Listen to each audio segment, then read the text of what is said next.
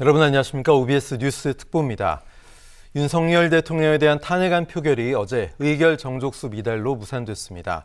앞으로 향후 전국 방향과 여야 간 셈법, 김대희 최진만 기자와 함께 전망해 보겠습니다. 두 분 어서 오십시오. 네. 자, 대한민국이 한 번도 가보지 않은 초유의 길로 다시 한번 뚜벅뚜벅 걸어가고 있습니다. 국민 여러분께서도 많이 걱정하고 또 분노하고 계실 텐데 앞으로 상황이 어떻게 전개가 될지 좀 짚어보겠습니다. 먼저 김대희 기자, 어제 있었던 김건희 여사 특검법 그리고 윤석열 대통령 탄핵안 표결이 일단 무산됐고 또 하나는 성립 자체가 되지 않았습니다. 어제 상황 좀 정리해 주시죠. 네, 윤석열 대통령에 대한 탄핵 소추안이 어제 국회 본회의에서 무산되면서 윤 대통령은 일단 한숨은 돌리게 됐습니다. 국민의힘 의원들은 탄핵 표결이 시작되자마자 퇴장했는데요. 결국 의결 정족수 200명에 미달하게 됨으로써 투표가 불성립되게 된 겁니다. 결과적으로 국민의힘은 탄핵안을 폐기하는 전략으로 가까스로 탄핵안을 막았습니다. 하지만 비상계엄 선포로 정치적 치명상을 크게 입은 윤 대통령 앞날은 벌써부터 가시밭길이라는 평가입니다. 네, 자, 최진만 기자도 어제 상황 계속 지켜보셨을 텐데 일단 김건희 여사 특검법 거기에는 국민의힘 의원들이 모두 투표를 했단 말이죠. 하지만 투표가 부족했고 투표 후에 바로 퇴장을 했는데 일각에서는 김건희 여사 특검법은 통과가 되는 게 아니냐 뭐 이런 전망도 나왔었거든요. 어떻게 보셨어요? 그러니까 국민의힘 쪽에서는 김건희 특검법과 그 윤석열 대통령의 탄핵 그 의결을 둘 다 당론으로 반대를 한다고 하면 이 국민적인 어떤 이 반감, 후폭풍 이걸 감당하기 참 매우 어렵습니다. 실제적으로. 네. 그렇기 때문에 당 차원에서도 김건희 특검법만큼은 당론이 아니라 이제 자유투표에 맡길 것이라는 의견들이 많았거든요. 직전까지도. 근데 결국에는 당론 투표로 진행이 됐는데 이 표결 결과를 말씀드리면 300표 중에서 찬성이 198표, 그리고 부결이 8표, 그러니까 이탈표가 6표가 나온 겁니다. 예전 같은 경우에는 그러니까 김건희 특검법을 말씀드리는 거예요. 네. 그러니까 예전에는 그 무효표 포함해서 4표가 나왔는데 2표가 더 늘어난 거죠. 야당 쪽 입장에서 보면 이게 상당히 진전이 있었다고 평가되는데 이 김건희 특검법의 결과가 그 여파가 저는 곧바로 그 대통령의 탄핵 의결에 영향을 많이 줄 거라고 생각했는데 이렇게까지 투표를 안 하고 모두 다 퇴장하는 그런 모습을 보일지는 네. 정말 예상 바뀌었습니다. 네. 결과적으로 그 안철수 의원, 김혜지 의원 그리고 김상욱 의원요. 그렇죠. 네. 이게 총 3명만이 투표에 참석을 해서 그 투표수를 말씀드리면 195? 그죠. 195명만 투표를 하게 돼서 결과적으로 투표 불성립이 된 상황입니다. 예.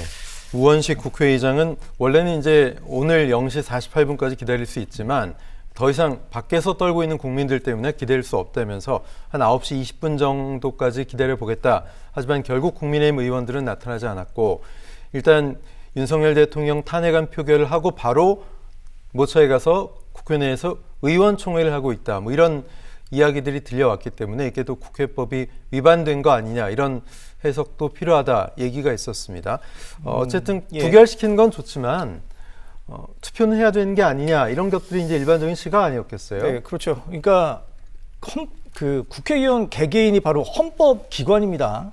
그렇다면 국민을 대표해서 국회에 갔다면 그게 부든 가든 일단은 투표를 하는 게 맞는 거죠. 그게 도리에 맞는 행동입니다.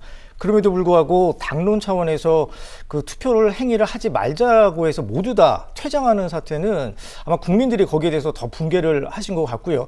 물론 국민의힘 의원들 3명 중에 모두 다 탄핵안에 대해서 찬성했다고 보기는 어렵습니다. 거기에 대해서도 뭐 몇 명은 그 자기는 반대한다는 의사를 다 내세웠기 때문에 네. 그리고 지금은 뭐 그 참석한다고 해서 다 찬성은 아닐 텐데 그러한 모습들이 국회의원으로서는 대단히 부적절하고 그런 분들을 과연 국회의원이라고 할 수 있을 것이냐 이런 의문도 있습니다. 네. 그리고 어제 민주당 같은 경우에는 앞서 말씀해 주셨듯이 우원식 국회의장이 원래는 그 탄핵안이 발의된 이후 24시간 그리고 72시간 안에 표결이 이루어져야 되는데 네. 그렇게 되면 그러니까 오늘 자정 0시 48분까지 투표가 가능합니다.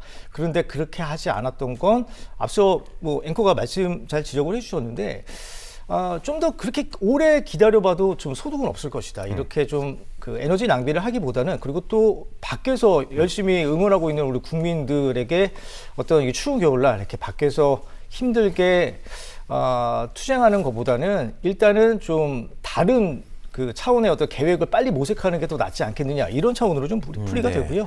그 로텐더홀에서도 어떤 규탄 대회도 열었습니다. 네. 거기에 대해서 좀 간략히 좀 말씀드리면 그 이재명 대표가 이런 얘기를 했어요. 크리스 연말 연시에는 이 나라를 정상으로 되돌리겠다. 그리고 크리스마스 연말 선물로 돌려드리겠다 이렇게 얘기를 했거든요. 의원총회 관련해서 얘기들이 뭐 언론 보도로 속속 나오고 있는데 예. 오늘 아침에 이제 박찬대 원내대표가 이런 얘기를 합니다.